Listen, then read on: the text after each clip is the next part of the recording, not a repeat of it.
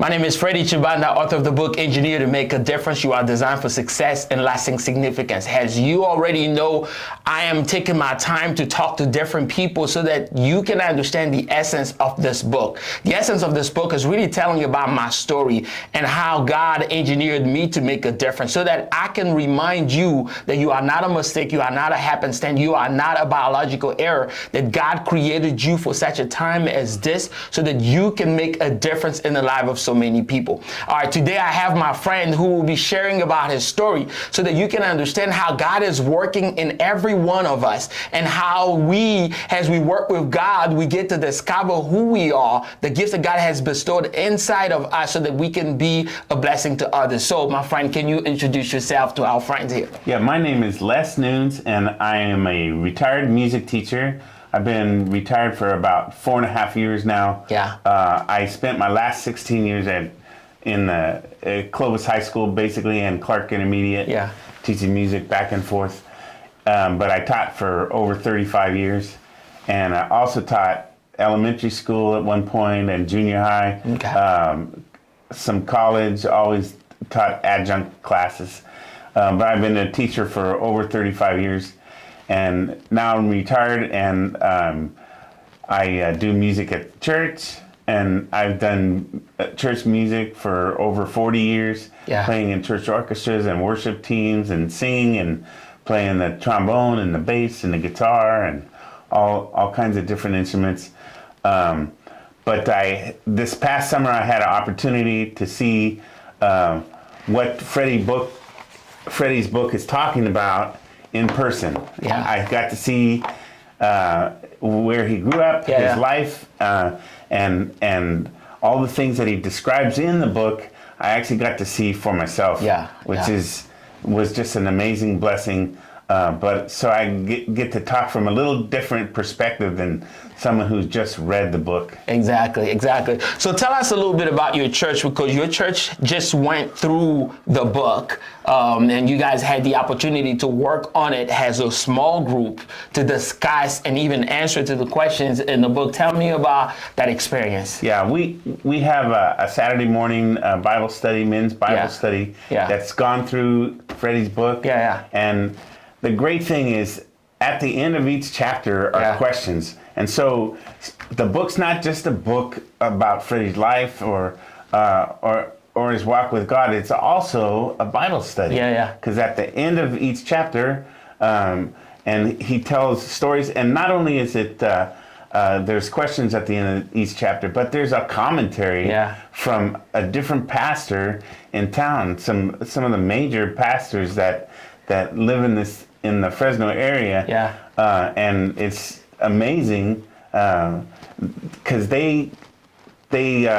go along and they've read Fredy's book and they make comments on it, and also they have stories of their own that they share and tie everything in, and it's such a great read. Yeah, beautiful. So there are questions that has been answered, but before we dive into this question, I just want you to share with our friends today something special about you, your experience, the things that you have faced in life and what made you here. If there is one thing that you can share, what would that be?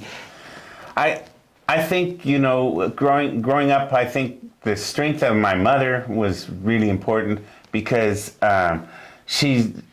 although she's passed away now, and it's been about 14 years, I think, that she passed, but she left a real strong mark on me because when I was around 7 years old, she left with us kids, and we moved away from my father, who had been abusive to her, and we had a totally different circumstance, and nothing. We had no money, just the clothes on our backs, and she went from nothing to building a nice career. Wow. And then remarrying my stepfather, and they were married until he passed away. And so I would say my mother's been my biggest influence. Beautiful. So we are attempting to answer some of these questions that I'm sure you already went through as you read the book. And we're going to go through them. The very first question that I would like for you to discuss is, where do you find your sense of belonging? And when you can identify where you find that sense of belonging, the question is, how does that sense of belonging has influenced your belief system? And who did you become as a result of that sense of belonging? Well, I think, first of all, I think I'm still developing. Yeah. You know, and I'm constantly changing. Yeah. Who I am, and because God has a plan for me. Yeah. And I can see part of it, but I don't see all of it yet. Yeah, even though I'm older now. Yeah. You know, in my late 60s. But I can't. You know, I still know there's a lot that He wants me to do and be involved in. Yeah. And so that's why I was attracted when I saw Fredy at church speak. Yeah. And I thought, I gotta know a little bit more about this guy. Yeah, yeah. Because God is doing some things through him that are pretty unbelievable. Wow. And things that I saw in the Congo that he talked about. Yeah. That now I can talk about as being real things. Yes. When people at our church donate money, or they donate shoes or glasses or whatever, and they go over to the Congo, now I saw where they go. Yeah. I saw the medical clinic that is almost finished. Yeah. You know, and I saw 400 patients being treated in one day. Yeah. You know, because of a vision that God had, that Fredy made happen because of his faith in this vision. Yeah. So my sense of belonging really came from my family. My dad and my mom raised us with this idea to memorize the three things that were very important to them. Number one, put God first in your life. Number two, work as hard as you can. Number three, pursue to be a blessing to others. And that has been, to me, what made me who I am, because that sense of belonging coming from my family made me believe in the fact that I have to always think about those three things, right? To put God first in every situation, to work hard and never be okay with mediocrity, just to push myself to the other side, to make myself better. Why? So that I can be a blessing and be able to utilize those gifts that God has given me, that I was able to develop, so that someone else can become all that God created them to be. So where do you get that sense of belonging, and how did that sense of belonging affect your belief system, and who did you become as a result of that sense of belonging? Well, I think a lot of the sense of belonging that I got came from events that happened in my life. Yeah. Like, tell us about it. About 7 years into my teaching, I was married, and then my wife left, and I had my son. I had custody of my son, and so we went through a divorce, and it was a tough time. Yeah. But it helped me see how much that I really needed to rely on God. Yeah. And I needed to make sure that my son was had a stable life, and also, and we went to church. We were going to church at that time, but we started digging more into. I started digging into Bible studies and getting involved. I went through the Timothy program at our church. Yeah. And the guy that took me through, I was a mess. You're only supposed to take like a few months to get through this program. Yeah. But it took me over a year because I was so distraught because I was going through this divorce. Yeah. But he stuck with me. Wow. You know, and sometimes I'd show up and I'd just be a mess, and we couldn't go do any Bible study. Yeah. You know, he was just there to console me. Yeah. But he never gave up on me. Yeah. And we just kept going, and I made it through, and I just think a lot of the sense of belonging became my church, and then my faith in God to get me through these hard situations, and so after several years, then I got remarried, and I've been married now for almost 30 years. And it's sort of funny because my wife, when I was in college, she was my small group Bible study leader. So, and we actually went out for a little bit. Okay. When I was in college, then I went a different direction. Yeah. You don't want to hear the story from full her. Circle, though. God has a way to do things. Yeah, it was full circle. Beautiful, beautiful. That's beautiful. Now, one thing that you mentioned is the brokenness that has happened in your family. Early on when you were a child, your parent divorced and your mother had to get away from your father, and you were basically for a little while raised by a single mother who really struggled with 4 kids to make sure that she provides them with everything that they needed. And again, you find yourself in a broken situation where now you are the dad. So what was the difference? What is the lesson that you've learned when you were a child that you wanted to make sure that your son does not go through the same thing? Oh, yeah. Sometimes we can't help, going through. Everyone's gonna go through things, and I think that just being grounded and in my faith and belief, having a belief system, going to church. And having mentors too has been really important. Right. People that could guide me. I still have lots of people that I looked up to. Yeah. And some of them are not older than me. They're younger than me. Yeah.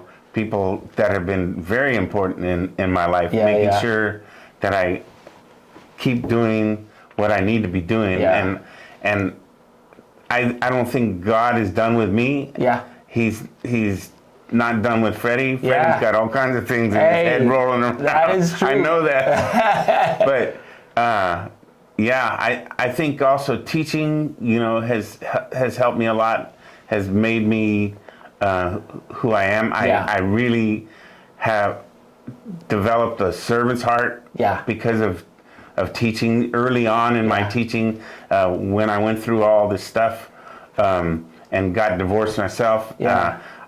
I started changing the way that I looked at kids and the way I looked at everything. And instead of being someone who just sort of disseminated information, and because I have a lot of stuff in my head, I always do, and I wanted to get it all out. All those things you learn in college, you want all the kids to know everything, but I thought, no, God, has a different plan for this. I thought I'm supposed to be teaching them all this stuff, but instead God told me, you're a servant. You need to be serving the kids. And everything started looking different. How I dealt with kids, and God really blessed me, and started recognizing even that I was a good teacher. And I got some state recognition, for teaching, and beautiful. And I didn't, all I was doing, I wasn't really eating. I was just serving. Just that heart of a servant. I had a heart that said, no, we got to, I care about all the kids in my classroom. I wanted to know them and their situations. Because you don't know. I mean, what they're going through. They're going through. I mean, I've had kids. I can remember going to say hello to a student's father after a football game. He was picking his kid up and smelling the alcohol on him, and just so many things over the years, And I mean, you don't know what a kid's going through. One kid showed up early to school at 6:30 in the morning. He was at a table doing his homework. And I said, what are you doing here so early in the morning? He said, well, I take the city bus over here. That was when I was teaching at Roosevelt High School. And he said, I take the city bus. I give I make lunches for all my brothers and sisters, and I get my dad off to work. I give him his diabetes shot, and then I come early to school so I can get my homework done. Unbelievable. And I was wondering, why is this kid always tired?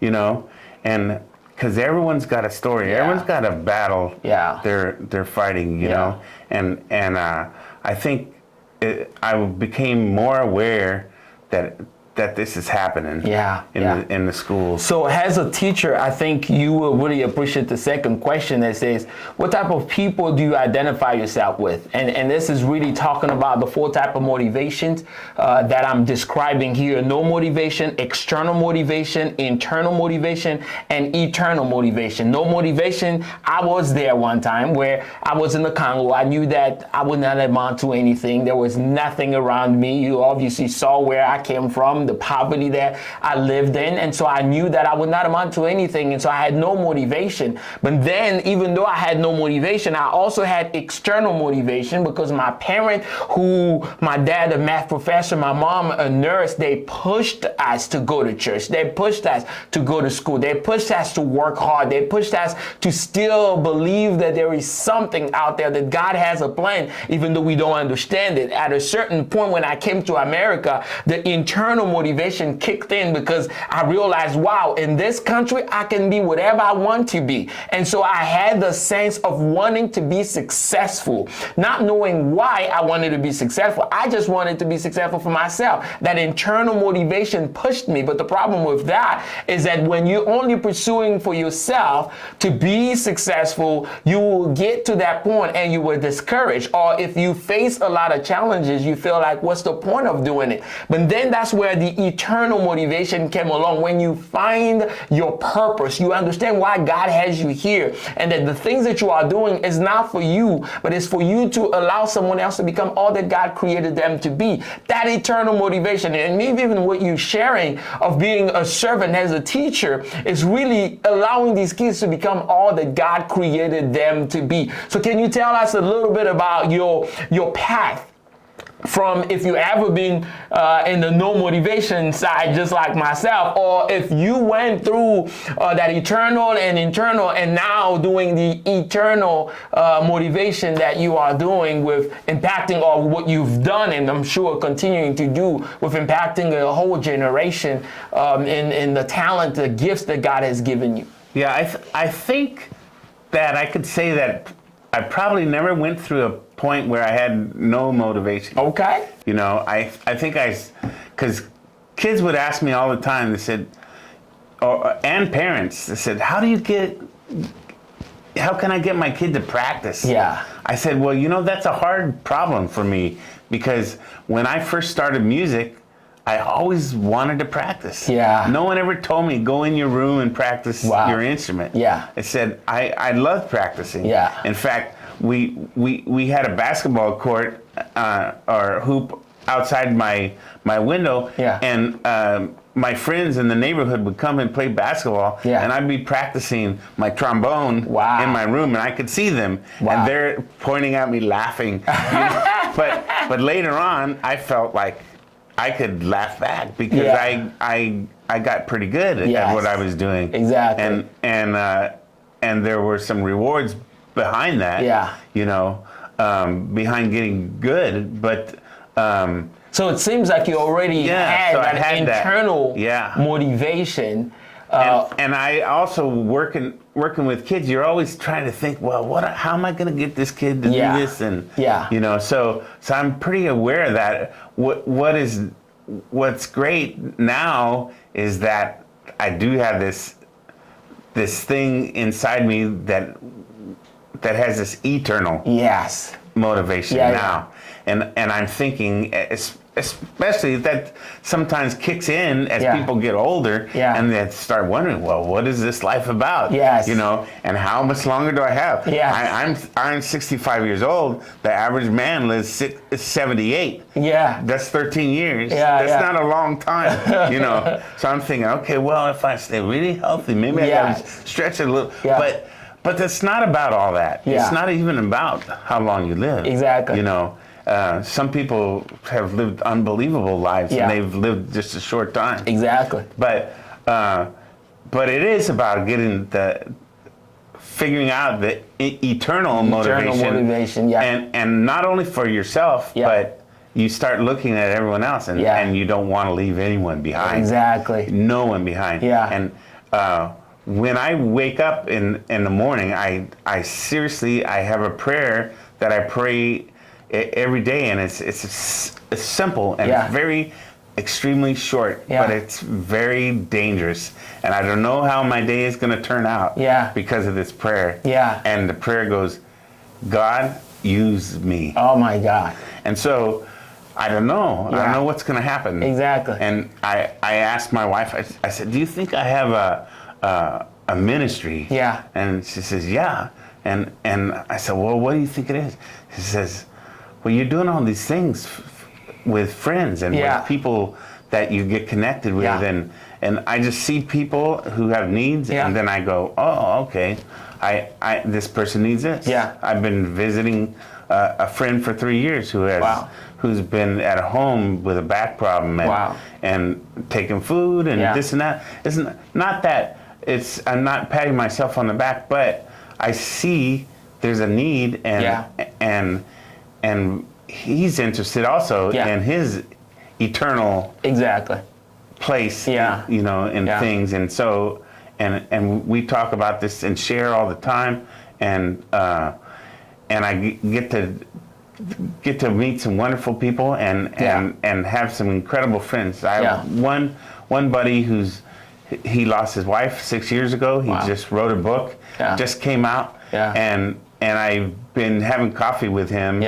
probably once a month for 6 years now, and we've been talking about the incredible grief that he's gone through and his walk with God through that time, and being mad at God and going through all these different steps as people do when they have such an incredible loss like that.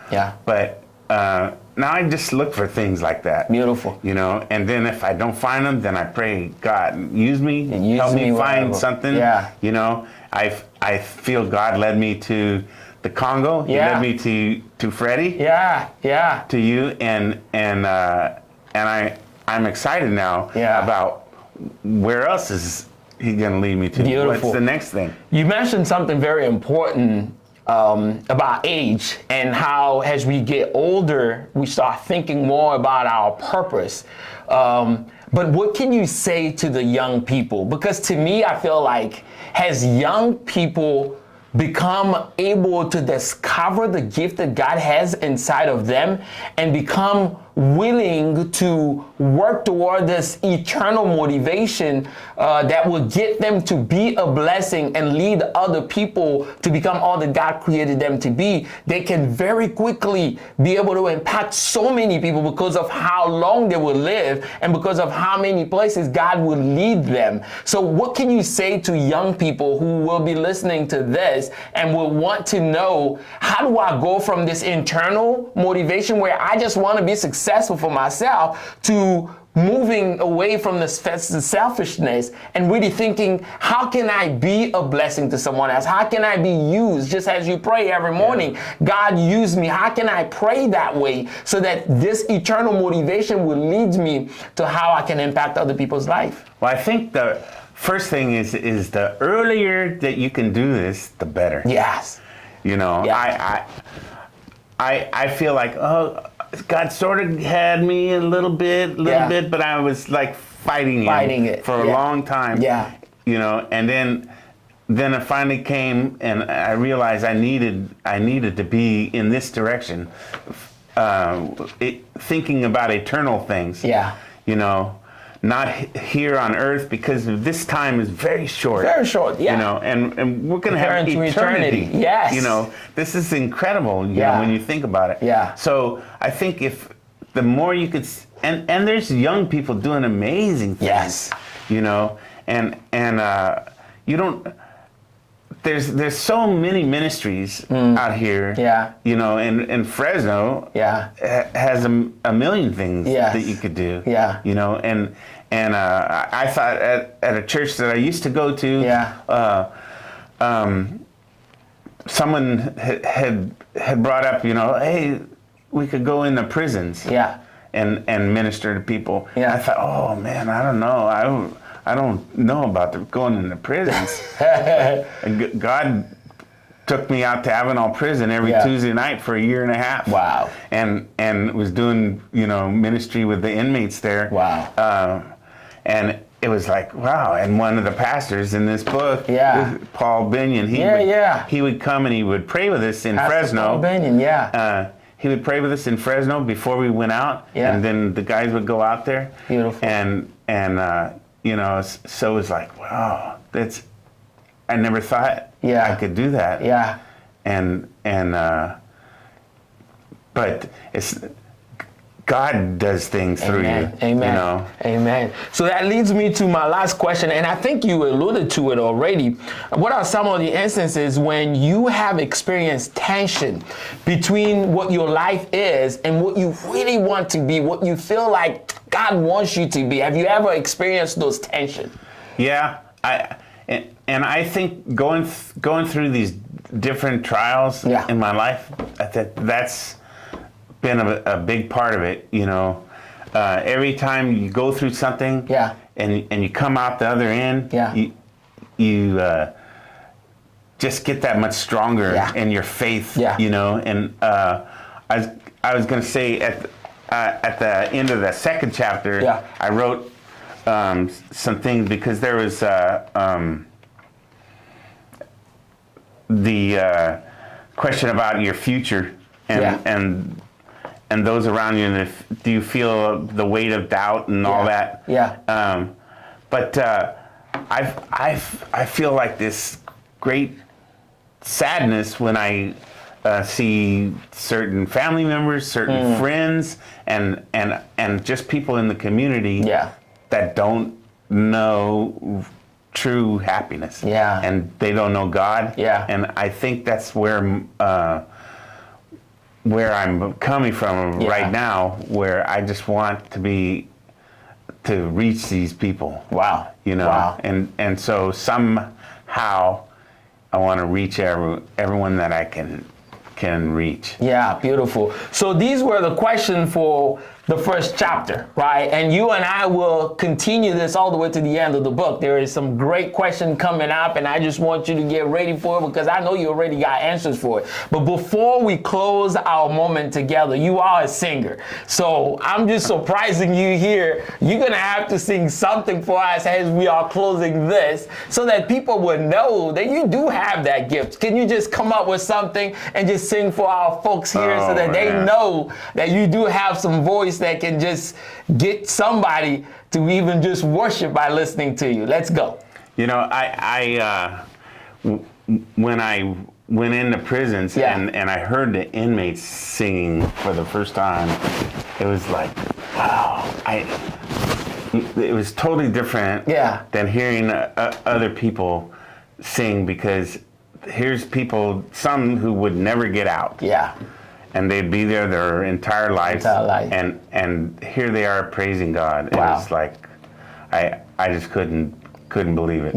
So now Freddie's put me on the spot. That's it. And that's what I do. Now I'm thinking, okay, what do I sing? Anything, come on. You got this. Okay. That's it. You got it. I was thinking there's just a simple little verse. It says, make my life a living sacrifice, holy and acceptable to you. And so I just sing a little bit of that. Let's go. Make my life a living sacrifice, holy and acceptable to you. Take my life, a living sacrifice, holy and acceptable to you. Oh, beautiful, man. Look at you. Look at you. Hey, thank you so much for taking the time to watch this. I just wanted you to understand the stories behind everybody so you can understand what God is already doing into your life. We'll be coming back again in chapter 2 to discuss a little bit more about the answers that Les has. But this was a beautiful moment. I just want you to stay tuned and like this page, share it with somebody, tell somebody about the story and how the story can impact you. All right. God bless you. We'll see you. Thank you so much, man. God bless you. All right. There it is, man. Made it through.